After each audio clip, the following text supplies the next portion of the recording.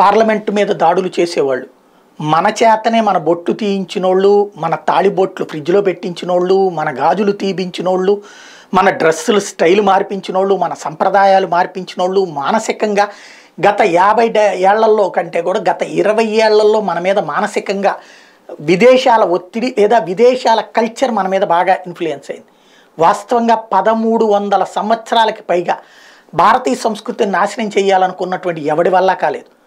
కొన్ని దేశాలని తీవ్రవాదంగా దాడి చేసి ఆ దేశాల మతాల్ని మార్చారు. ఇటలీ క్రైస్తవ దేశం కాస్త ముస్లిం దేశం కింద మారింది. అదే సందర్భంలో ఇతర దేశాల్లో కూడా చూసుకుంటే ఇట్లాంటి కాన్సెప్ట్లే చాలా ఉన్నాయి. ఈజిప్ట్ని 20 ఏళ్లలో మార్చేశారు. వాస్తవంగా అంతకుముందు ఉన్నటువంటి స్టేజ్ నుంచి మత దేశం కింద ముస్లిం దేశం కింద.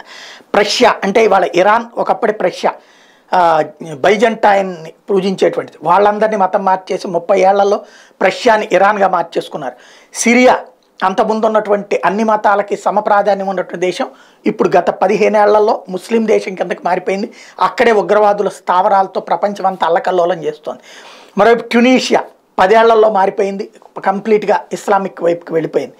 భారత్ని 1350 ఏళ్ల నుండి మార్చే ప్రయత్నం చేస్తూ ఉంటే సాధ్యం కానిది, తీవ్రవాదం ద్వారా సాధ్యం కానిది ఈ విధంగా మాత్రం సాధ్యమవుతుంది. ఇప్పటికే మన సంస్కృతి సంప్రదాయాలంటే మనకి విరక్తి, మన దేవుడి గుళ్ళకి వెళ్ళాలంటే మనకి బోరు, అదే సందర్భంలో బొట్టు పెట్టుకోవడం అంటే అదేదో రోగాలు వస్తాయి అన్నటువంటి భయం, లేదంటే గాజులు వేసుకోవడం అంటే అదొక అనిజీ, చీర కట్టుకోవడం అంటే అసహ్యం, లేదంటే కాళ్ళకు అడ్డుపడుతుంది.